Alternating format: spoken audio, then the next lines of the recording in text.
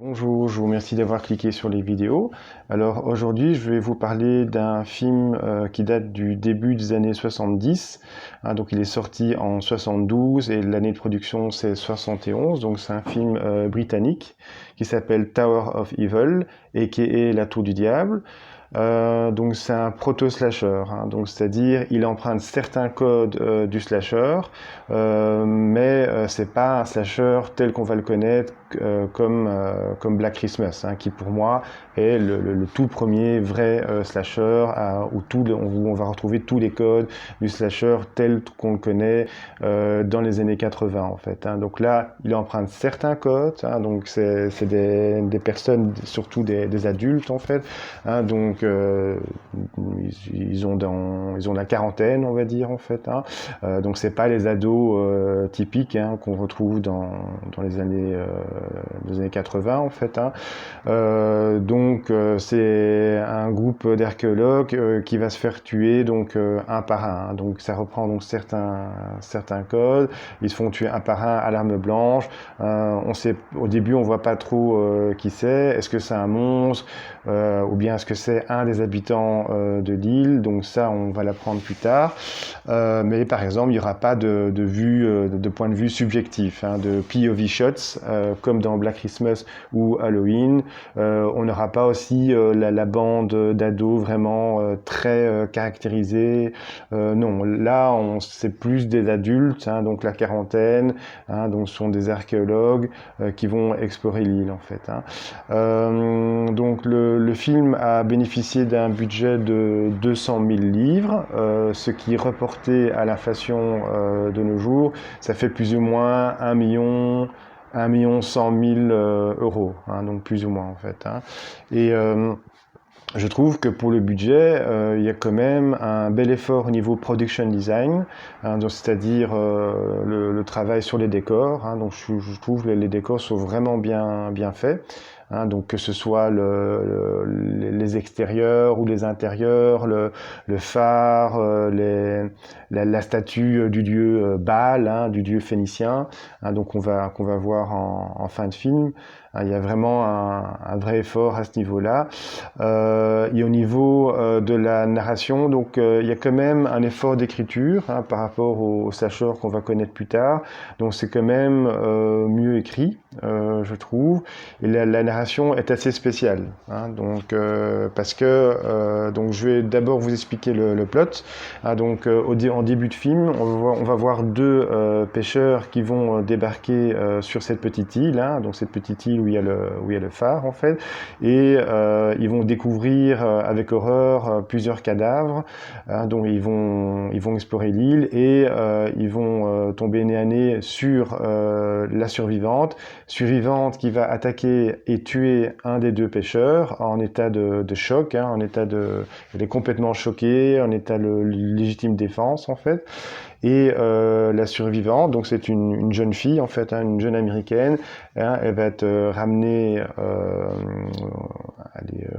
dans le village en fait, et plus tard donc elle va être internée, donc on ne sait pas est-ce que c'est dans un hôpital, est-ce que c'est un asile psychiatrique, c'est pas vraiment expliqué, et elle va être interrogée par le psychiatre et un des policiers en fait, donc le psychiatre va, pour l'interroger, utiliser une drogue donc qui va lui injecter, ainsi que des lampes, donc c'est des lampes qui clignotent, des lampes un peu de toutes les couleurs, qui auront pour effet de l'hypnotiser, donc sous l'influence de la drogue et de ces lampes, donc elle est hypnotisée et elle va pouvoir révéler ce qui s'est passé en fait, donc c'est-à-dire on aura toute une partie de flashback. Donc le film sera entrecoupé de flashbacks, donc c'est-à-dire le témoignage de la jeune fille catatonique,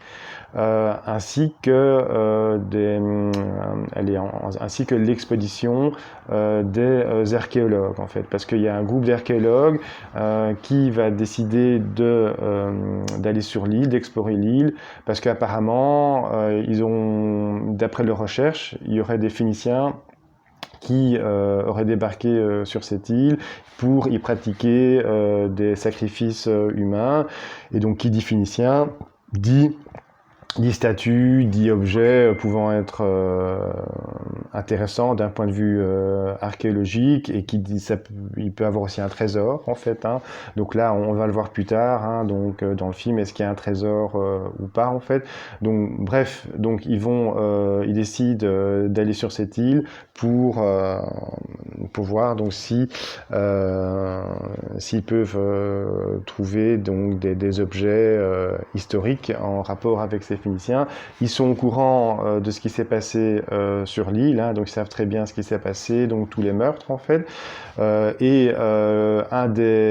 pêcheur qui va les accompagner, eh bien donc c'est le pêcheur en début de film, et on va apprendre plus tard que c'est son père en fait qui a été tué par la survivante, hein, donc survivante qui est dans un état catatonique. Et donc ce pêcheur décide de les accompagner sur cette île parce que si c'était pas lui, ce serait quelqu'un d'autre. Donc c'est mot pour mot ce qu'il dit dans le film. Et voilà, donc ce petit groupe d'archéologues, de pêcheurs, il y aura également un détective qui va rejoindre le groupe d'archéologues, de scientifiques, hein, parce que donc ce détective a été engagé par la famille de la survivante, hein, donc qui est plongée dans un état de choc en fait, parce qu'il voudrait savoir ce qui s'est passé et il voudrait prouver donc l'innocence de leur fille en fait. Hein, donc c'est pour ça que ce détective a été engagé pour enquêter sur l'île, pour voir ce qui a pu se passer en fait. Hein. Donc voilà, donc il y a aussi un jeune qui va accompagner le petit groupe, hein, donc c'est un jeune du village en fait, hein, donc il va servir un peu pour déménager, pour faire tout ce qui est travail physique. Hein. Donc il va les aider pour tout ce qui est travail physique, déménager des objets, etc. En fait, préparer la nourriture. Et donc ce petit groupe, elle est donc bien au courant donc de ce qui s'est passé sur cette île, va débarquer sur l'île et il va régner une atmosphère vraiment étrange, assez lourde, assez pesante sur cette île. D'ailleurs, il n'y a même pas un seul animal. Hein, ils voient pas une seule mouette, ils n'entendent pas un seul cri d'une mouette, donc c'est signe qu'il se passe quelque chose d'étrange sur cette île, et évidemment ils vont se faire tuer un par un. Et donc ce qui est intéressant aussi, donc c'est que ces personnages sont quand même un minimum caractérisés en fait. Hein. Donc ces personnages, donc ce groupe d'archéologues, par exemple, il y a un ancien couple qui fait partie du groupe. Hein. Donc ils étaient mariés et femmes, ils se sont séparés pour diverses raisons. On sait qui ils sont, on sait ce qu'ils font. Comme j'ai expliqué, donc certains étaient en couple en fait, et ils se retrouvent par hasard lors de cette expédition en fait. Donc voilà, il y a quand même un effort de caractérisation. Il y a une des femmes par exemple qui trouve que son mari la délaisse. Hein, donc il y a une autre femme qui est un peu, on va dire, nymphomane en fait. Donc voilà, enfin, tout ça donc c'est bien montré dans le film. Il y a quand même un effort d'écriture, une certaine au niveau caractérisation des personnages, donc ce qui est toujours intéressant en fait. Hein. Donc c'est pas juste des bouts de viande entre guillemets, il y a quand même un minimum effort d'écriture, ce qui est toujours appréciable. Même si pour les slashers, donc c'est pas vraiment très important, mais voilà, ça donne quand même un peu de corps au personnage. Et donc voilà, donc comme je vous dis, donc la narration est vraiment un peu bizarre, mais voilà, donc c'est pas pour me déplaire en fait. Hein. Donc le film a pu bénéficier d'une sortie cinéma. Il est sorti aussi bien en Angleterre qu'aux États-Unis, ainsi que dans d'autres pays. Maintenant, au niveau box-office, je ne sais pas, mais apparemment, selon un des producteurs, le film aurait bien marché en Angleterre. Mais j'ai pas de chiffres en fait. Hein. Mais je sais qu'il est sorti dans plusieurs pays, dont les États-Unis. Le film a même pu bénéficier d'une nouvelle sortie au début des années 80. Pour tabler sur le succès du film de Big John, The Fog. Hein, donc voilà, ils l'ont même fait passer pour une suite de The Fog, mais voilà, le film n'avait rien à voir avec The Fog.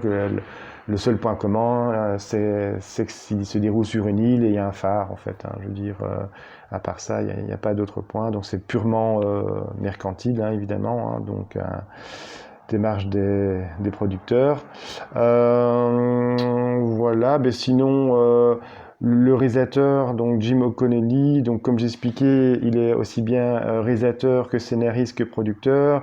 J'ai regardé sa filmo, je connais pas les films qu'il a réalisés, à part la vallée de Gwangi, hein, donc je pense que ça doit être son film le plus connu, hein, donc il y a un film d'aventure, fin années 60, début années 70. Ça doit être son film le plus connu. Le casting féminin, je trouve, il est très bien. Donc c'est vraiment des très belles femmes. Hein, donc ils ont vraiment très bien choisi les actrices. Le niveau d'acting est assez bon en fait. Hein, donc pour un petit film comme ça, pour un proto-slasher, je trouve que l'acting est bon. D'ailleurs, les acteurs anglais en général sont des bons acteurs. Il y a 2-3 acteurs américains. Donc ça, c'est ceux qu'on verra dans le Flash. Hein, donc en début de film en fait. Hein, donc le témoignage sous drogue de la survivante en état catatonique. Voilà, donc et encore une fois, je trouve vraiment le travail sur les décors, sur la photographie, c'est vraiment très beau en fait. Hein. Donc il y a vraiment un vrai effort de production design sur ce film. Donc c'est un film essentiellement de studio. Hein. Donc il a été tourné dans les studios Shepperton dans le Surrey en Angleterre. Maintenant, pour les plans extérieurs, j'ai essayé de voir où ça avait été tourné, mais j'ai pas trouvé d'informations malheureusement. Donc je suppose que c'est toujours dans le même coin. C'est le sud-ouest ou le sud-est de l'Angleterre. Je suis désolé de ne pas être plus précis. Voilà, donc là je vais vous lancer le trailer et on se retrouve juste après. Juste rajouter quelque chose, c'est que pour un film qui date des années, du début des années 70, un film britannique, donc il est sorti en 72, donc ben, je trouve assez gore, assez graphique par moment. On a même droit à une décapitation. Donc parfois donc c'est assez cru, hein, donc au niveau des effets, hein, il y a quelques excès de violence en fait, mais c'est aussi la nudité. Donc on a quand même pas mal de nudité, aussi bien masculine que féminine, et on a même droit à une scène de sexe qui est assez crue, donc assez explicite, ce qui pour l'époque était vraiment assez inhabituel, même dans un proto-slasher. Voilà, donc je tenais juste à rajouter ça, et donc là maintenant je vais vous envoyer le trailer, et je vous retrouve après. Merci, bon visionnage. Anybody home? I don't like it here, Penny. It gives me the creeps. It's the kind of place that would give anybody the creeps. I'm scared, Penny. Let's go back. Who in their right mind would even go to this island? Would you go there? Evil. I get feelings of evil from this island. Would you dare spend the night in this monument to the macabre, in the Tower of Evil? Stop playing around, man.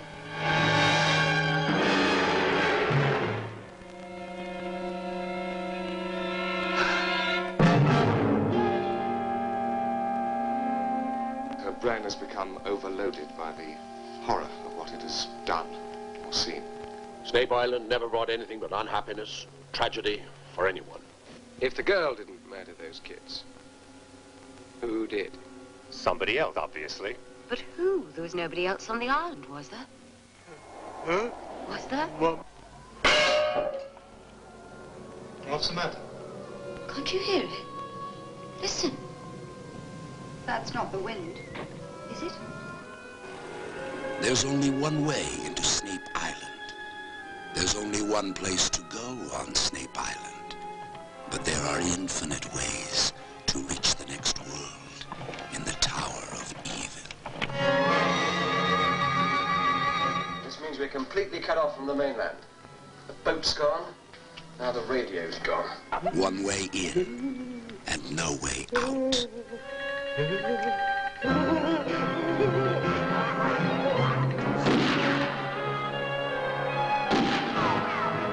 It looks as if we shall all have to spend the night in the Tower of Evil.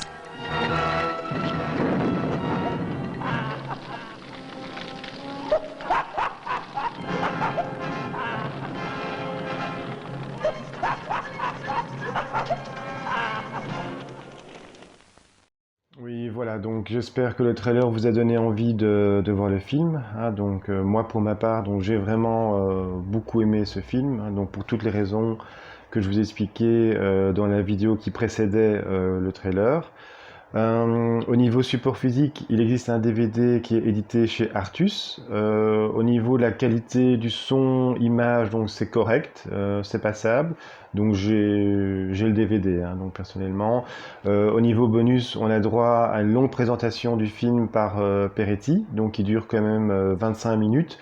Il revient vraiment sur la genèse du film, il est assez enthousiaste sur le film, il donne également son avis personnel sur le film. Il existe également un Blu-ray qui est édité chez Scorpion Releasing, donc c'est un Blu-ray américain, attention c'est un zone A, donc il faut un lecteur multi-zone. Par contre ce qui est bien, c'est déjà on a une meilleure qualité de son image, donc de toute façon, mais également au niveau des bonus, on a droit à un commentaire audio et également des interviews et un trailer. Donc pour moi le commentaire audio, enfin, ce n'est que mon avis personnel, mais c'est le bonus le plus intéressant. Parce que pour moi, c'est là où on apprend le plus de choses, sauf quand il y a des longs blancs, évidemment. Mais en général, c'est le commentaire audio qui est le plus informatif. Mais voilà, je répète, ce n'est que mon avis personnel. Maintenant, 2 mots sur des anecdotes. À la fin du film, le tueur est en flammes, donc forcément, donc c'est un cascadeur qui interprète le tueur, donc il est dans une combinaison. Et donc pendant le tournage de cette scène, le cascadeur a failli y passer, il a failli mourir parce qu'il est tombé évanoui à cause de la fumée. En fait, il a respiré les fumées, il y avait un problème avec la combinaison et heureusement, l'équipe du tournage a très vite réagi. Le film est ressorti en 1980 aux États-Unis sous le titre Beyond the Fog. C'était évidemment pour tabler sur le succès du film de Big John, de John Carpenter, The Fog. Sinon, le film a été tourné en même temps que Tales from the Crypt, donc les contes de la crypte. Et il y a certains décors qui ont été utilisés du film, en fait. Donc voilà, donc c'est jamais perdu. Qu'est-ce que je peux dire? Le réalisateur, donc Jim Connolly, on lui a proposé le script. Enfin, quand on lui a proposé le script, il n'était pas enchanté donc de la qualité du script. Donc rappelons qu'il était également scénariste. Donc il s'est proposé, donc il a proposé au producteur de réécrire le script. Donc ce qui a été accepté par le producteur, qui était enchanté. Et donc c'est comme ça que Jim O'Connolly a pu travailler en tant que réalisateur sur ce film. Et au niveau shooting extérieur, donc il n'y a eu qu'une seule journée qui a été consacrée au shooting extérieur, donc pour tous les plans extérieurs, donc plan aérien, plan du village, du port, plan du phare. Donc c'était juste une seule journée en fait qui était consacrée au tournage donc extérieur en fait pour les plans extérieurs. Donc voilà, écoutez, j'ai pas trouvé grand chose sur ce film, donc si ce n'est qu'il y a plusieurs acteurs qui ont été doublés, parce que certains acteurs étaient américains, donc pour les marchés anglais, donc c'était mieux de doubler donc certains acteurs. Donc voilà, donc sinon j'ai pas trouvé grand chose d'autre à dire sur le film, si ce n'est que au début ce film était mal considéré en fait, donc il était vraiment considéré comme un navet, mais au fil des ans il a gagné un statut de film culte, donc il a vraiment été rehaussé par les critiques, ce que je comprends tout à fait vu la qualité. Au niveau narration, donc ça change vraiment de ce qu'on voit dans les autres slashers. Au niveau décor, au niveau photographie, il y a quand même un travail assez conséquent, je trouve. Donc, rappelons, je répète que le film n'avait coûté que 200 000 livres à l'époque. Ben voilà, écoutez, si cette vidéo vous a plu, ben, n'hésitez pas à lâcher un petit pouce, à laisser un commentaire et à vous abonner. Si vous vous abonnez, n'hésitez pas de cliquer sur les cloches, hein, donc pour être vraiment averti dès qu'il y a une nouvelle vidéo qui sort. Mais voilà, écoutez, donc je vous remercie d'avoir visionné cette vidéo et à la prochaine. Au revoir.